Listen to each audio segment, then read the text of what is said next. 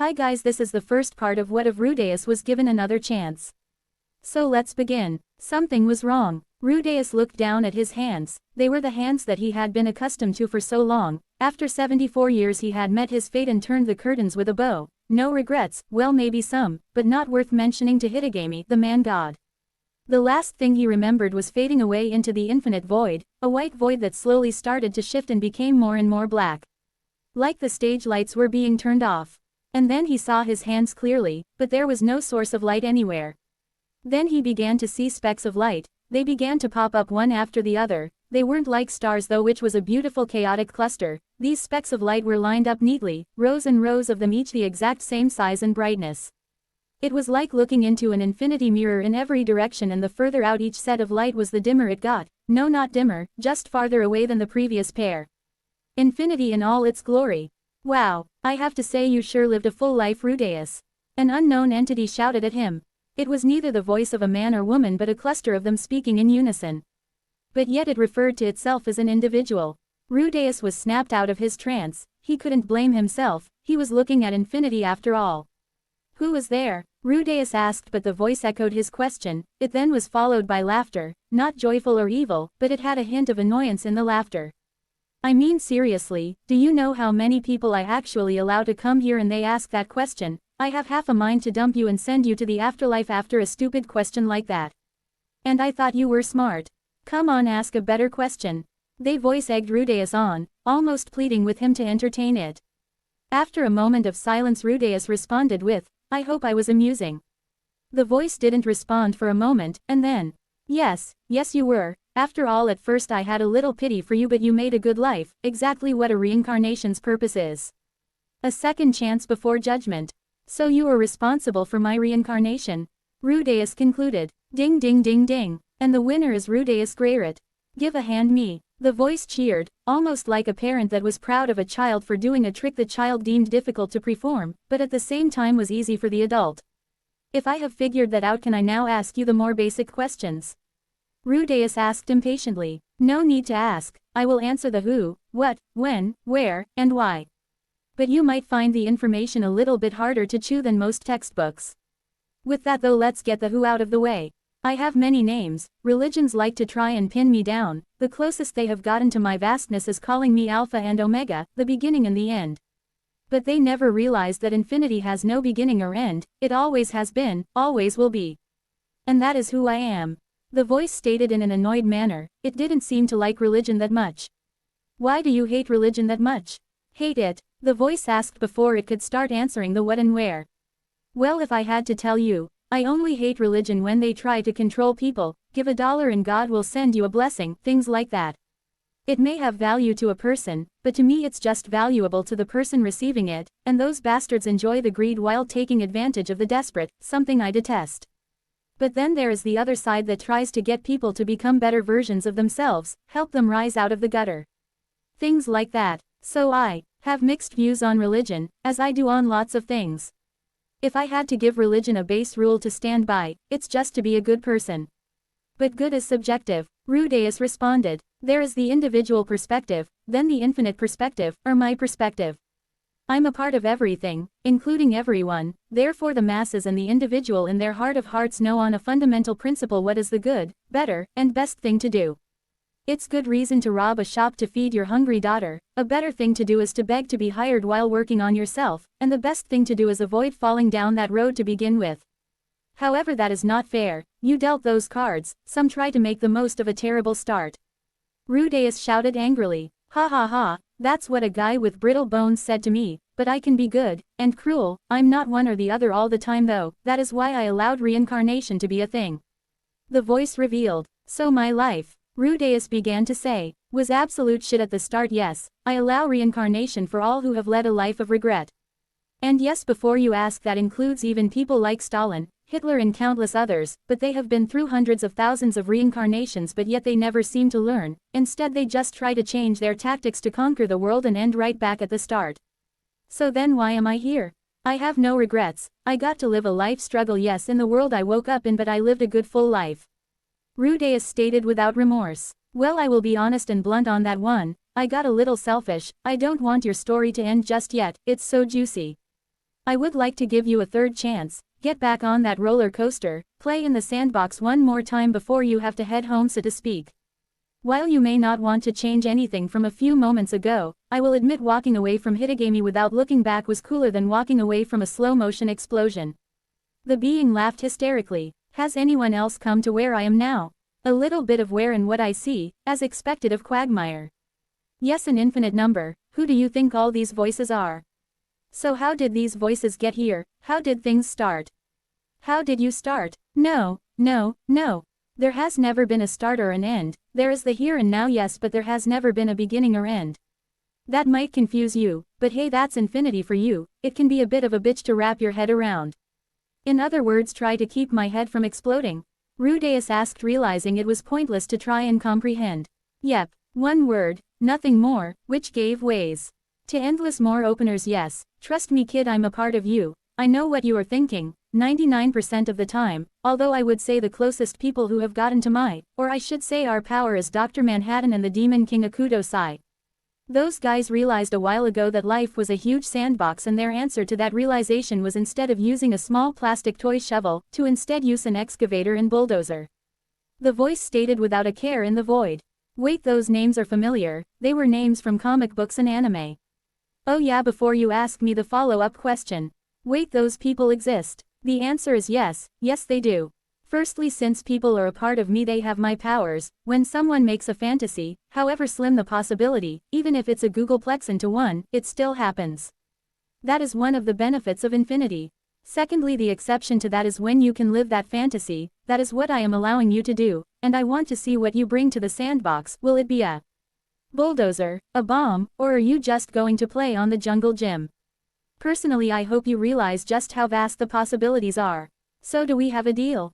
Rudeus thought on this, putting his fingers to his chin for a few minutes. It was true, there were many things he wanted to correct. The teleportation incident was the biggest thing of all. If he could stop that from happening, then the entire world would be affected, most likely for the best. To start with, Arissa's and Sylphiette's family would be alive and well, but that also left the possibility that Sylphiette would not save Ariel like in Rudeus's previous life. The result of this would be Orsted's plans would be delayed or outright destroyed in his desire to destroy Hitagami, and he would have to go through another time loop to make preparations and correct the mistakes. But Rudeus could prepare for this too. Where Rudeus floated right now was on a similar if not greater level than Orsted stood at when looking at how things could and should play out in his favor. To that end and perspective, Rudeus could help. And he had to admit he was a bit giddy at the thought of how vast the sandbox looked now, thinking back to what the entity had called infinity. Rudeus looked up, as if to stand triumphant and announce his decision. I accept. That's the answer we wanted. That is the answer I wanted. And that is the answer you have given, Rudeus Greyrit. So the show must go on. And it will, until you are ready to close the curtains. You will be the director of your play and when to bow. So go now, Rudeus. The voice called out. It's time to wake up, Rudeus. That final line was not in the vast booming voice of countless people, but the soft, if not tired voice of Zenith. Rudeus' eyes opened in an instant, was flooded with a yellow light, the lights of many candles in a fireplace, as he saw his second mother, and holding him was his second father, Paul. Tears of joy immediately swelled within Rudeus as he reached out to Paul and Zenith. He had just been born as a baby again. It was not unexpected for a baby to cry. He looked into the corner of his eyes and saw Lilia the maid with a faint smile on her face, although it was obvious it was with a hint of jealousy about Zenith's and Paul's relationship. Paul then began to make funny faces and Rudeus laughed joyfully for the first time in his new life. After several hours of being introduced to the house, shown around the interior, he was then given a meal from his mother and put to bed. A polite introduction as a guest in this house and as a new member in the family. But Rudeus could not sleep one bit, he was too excited. He needed to start with a stride and every day counted. Some questions were plaguing his mind though. The being, what would he call it? He didn't get a lot of information from it, just infinity, and that reincarnation was a thing not exclusively reserved for a person like Rudeus. Infinity, was it possible to tap into? Those lights were each a different universe, and in those universes countless outcomes. Furthermore, what terrified him was the many dark stories. They were real, the haunted ghost stories he heard as a kid to the horror movies like Alien and Saw. They were real too, because as long as it was a possibility it would exist. On the lighter side of the story, a lot of Rudeus's favorite anime exist, such as Dragon Ball Z, Fairy Tail, Fullmetal Alchemist Brotherhood, One Piece, etc. Rudeus smiled, but he was getting ahead of himself. If I could reach into those worlds and find a way to pull what I wanted, I could have a lot of fun with that.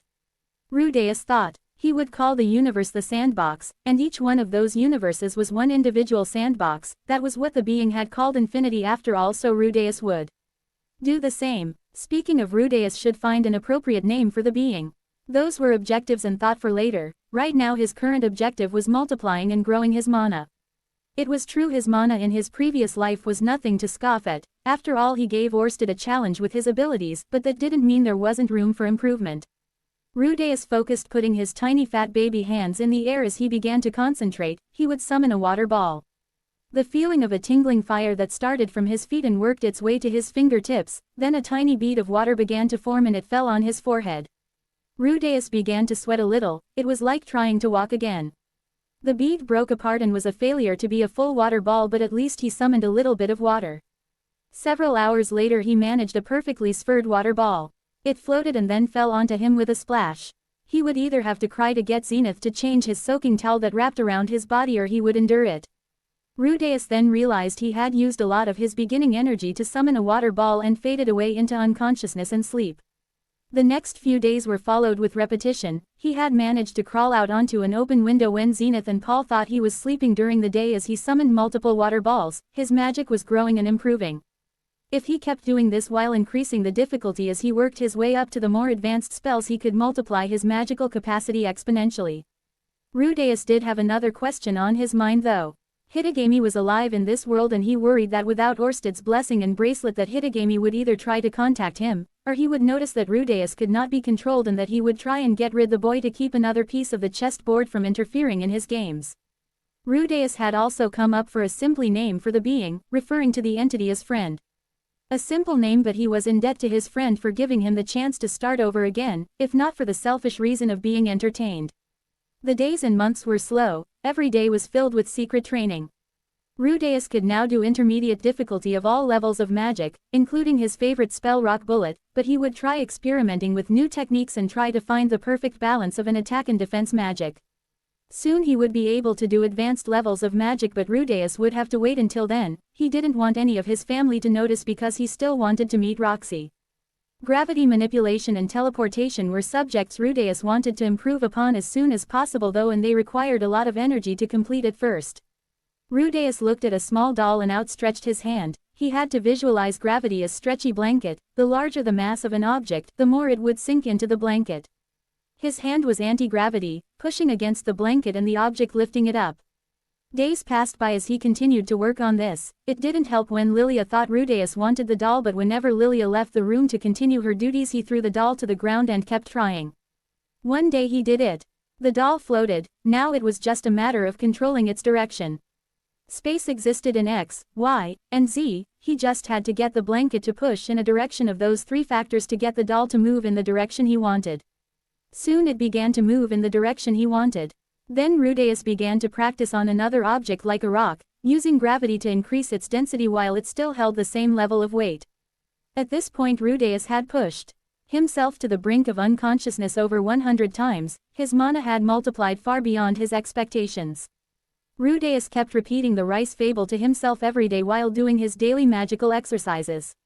If he had 1 grain of rice and multiplied it on day 1 by a factor or 2, and he kept doing that, by the 9th day he would have 256 grains of rice, on the 12th day he would have 2048 grains of rice, the 13th doubled that amount. As the days went by the number would double and double. By the 30th day Rudeus would have 536,870,912 grains of rice. The origin of the rice lesson was based in India. He had heard the story during his elementary years of school as a teaching of mathematics and the value of compound interest that could be used in business.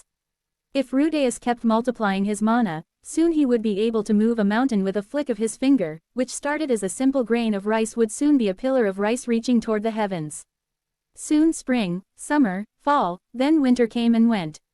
It had been 2 years. Rudeus was able to fly, move, compress, and shatter boulders or any of the landscape with ease. He was able to control and play in the sandbox a little better. If only the past me could see me now, Rudeus chuckled to himself.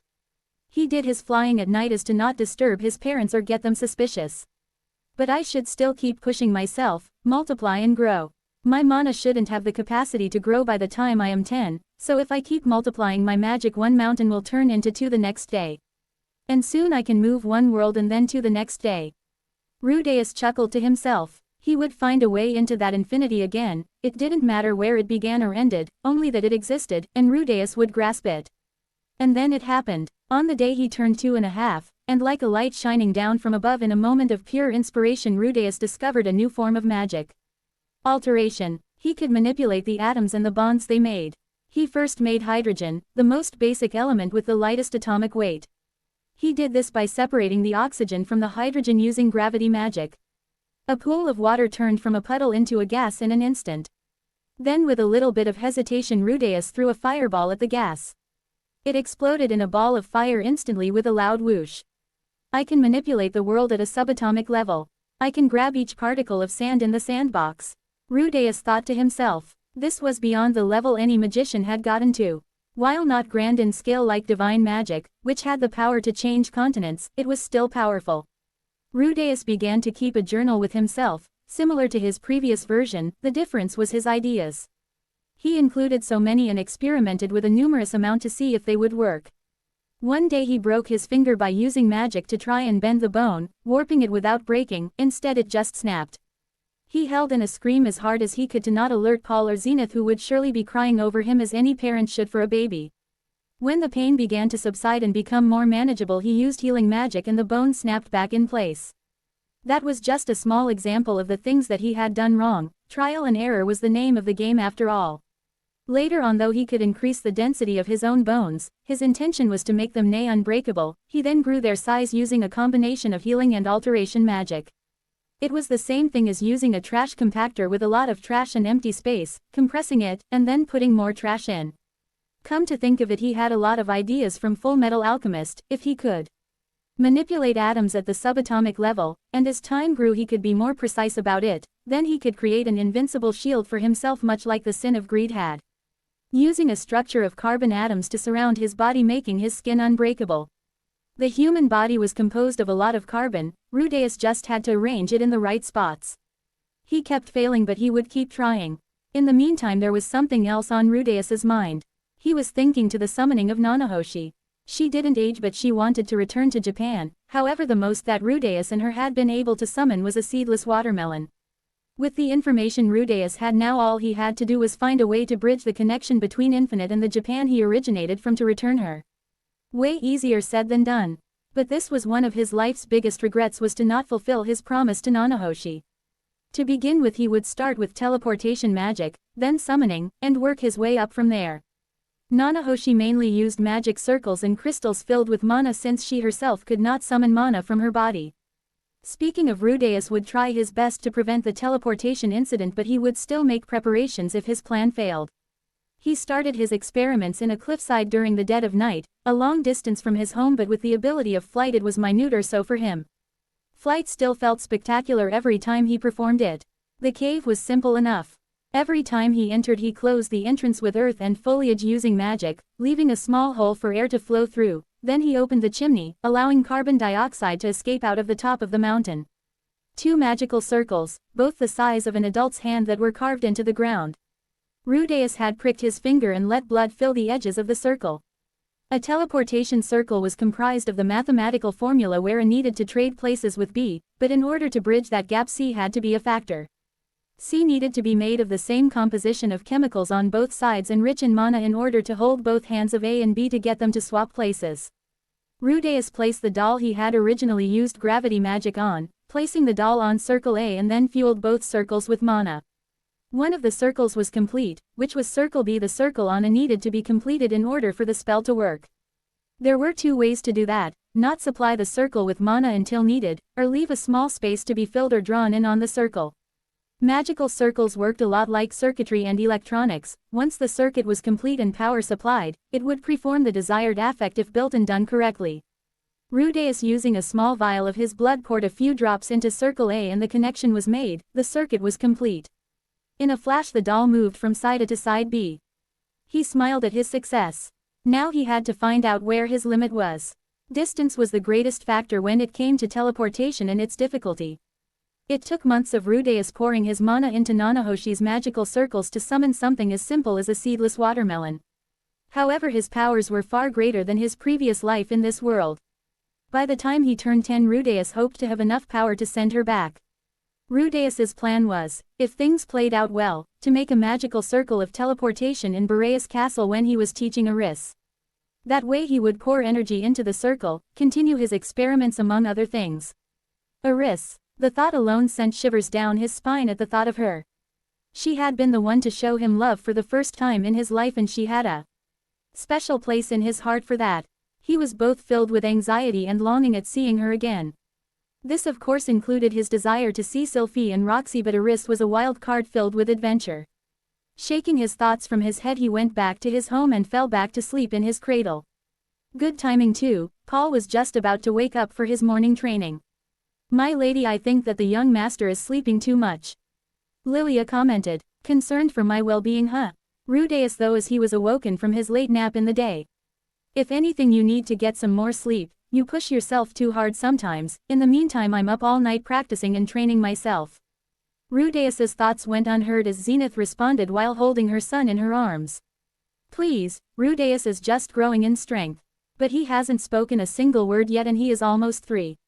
I guess that's a perfect time as any," Rudeus thought, turning his head toward his mother.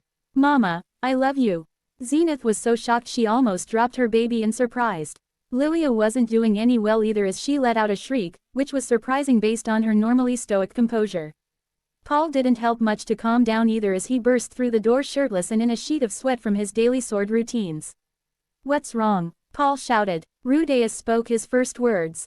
Zenith shouted for joy after getting over her initial shock. "Oh really? What did he say?" "I said, Mama, I love you," Rudeus stated again. This earned him another joyous response. In the end they concluded Rudeus was holding back on them, waiting for a good moment to say those words, which was true. Lilia, however, was as superstitious as ever. Then the day came. Time to blow up a wall. "Well, here goes, time to meet Roxy." Rudeus outstretched his arm and fired off an intermediate level of water ball, destroying a part of the house as the water ball rocketed toward the horizon, leaving behind a rainbow. The following response was as expected, how it had played out for the first time. Zenith wanted to teach her son magic, Paul wanted to train him in the way of the sword, and Lilia was the compromise and told him to do sword training in the morning with his father and magic training with a tutor in the evening. "In the meantime, I have another thing to prepare for," Rudeus thought. That night in his cave he was working on making a monster. A literal monster. "If my powers continue to grow soon, I won't be able to hide them from people like Roxy and Aris, and I don't want to push them away by being intimidated by my powers and strength, so I will make someone who can use my full magical powers for me, a puppet with no soul, and a reflection of terror."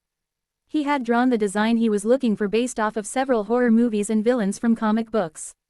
The being in the drawings was 8 feet tall, covered by tattered rags, its arms wrapped in bandages and its fingers long, sharp, and bony like those of a witch's hand. The rags looked like a robe and a cloak. The cloak's hood was concealing the eyes of the monster, but it had a wicked smile as large and evil as he could make it. Its teeth would be pointed and be caked and dripping with blood, its tongue gray, sickly, and long with a fork in it like a snake. Its skin would be a pale white like the moonlight. And the cloak's color would be black. Over time Rudeus would give the monster several improvements such as magical artifacts to be better effective in combat, but that was when he had access to more supplies and materials. But for now he gave it a second pair of arms which attached on the shoulder blades. They had 3 joints in them and were long. It looked like praying mantis arms but composed of white skin and bones for the sharp ends of the arms. He could summon it using teleportation circles. He already had the power poured into several circles of magic to summon the monster. As for what the monster would be composed of, it was mainly Rudeus's own blood, and the bodies of pigs and cows. Rudeus had used alteration magic to mold the flesh, tissue, organs, arteries, veins, and bones into the desired shapes. He gathered the supplies over a period of several months to not awaken suspicion among the neighbors in the countryside. It wasn't uncommon for an animal or two to go missing per month, presumed to be eaten by wild wolves in the forests. The cherry on top was the monster would float, its robes billowing well below its feet, concealing them like a silent phantom. He would use gravity magic to control its movement and flight. One of the most important pieces would be using a magical crystal and putting as much of his mana as he could into it. This would allow him to control the creature from long distances if needed. And then there was the experimental phase of the plan. Getting the monster to use magic. Rudeus couldn't just get the monster to outstretch its palm and unleash a rain of fire. He needed a direct connection to his soul in order to pilot that. Then it clicked to him. His soul could be a magical circle, all he had to do was make the monster a part of the connection. Days turned into weeks, Roxy would be here soon and Rudeus would have a schedule that was too packed for him to do his nightly retreats, so time was of the essence.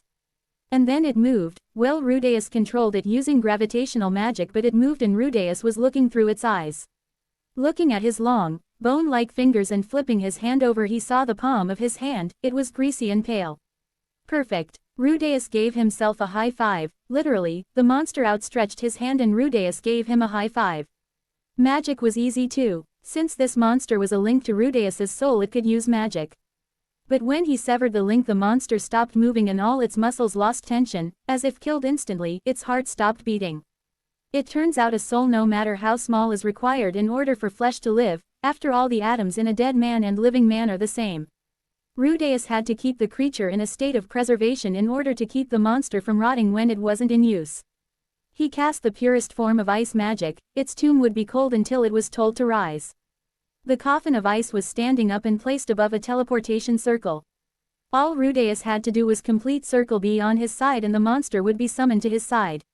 This circle would have to be placed in a predetermined location. If Rudeus summoned the monster to his side, he would be cursed and cast out by the town. This monster could not be linked to him. So he would place a vial of his blood right next to an incomplete circle. The circle would already be filled with mana and ready for the circle to be completed. Rudeus's blood was easy to pinpoint as it had his magical essence in it. All he had to do was use gravity magic to push the blood and make the vial spill its contents and the beast would be summoned. There was one drawback though. His attention was split from his boy body and monster body. Multitasking was a bitch, and that case proved true when puppeteering the monster when connected with it. He could start to focus on his monster's actions more when he was either asleep or unconscious with the predetermined intention to wake up as the monster. The only minor drawback of this was he still woke up sleepy in his boy body once he was done using the monster's body. After months of work, his latest project was complete and he was still multiplying his magic, using almost all of it to put into his magical circle in the phantom that lurked in the mountain. Now let's just think of a name for you.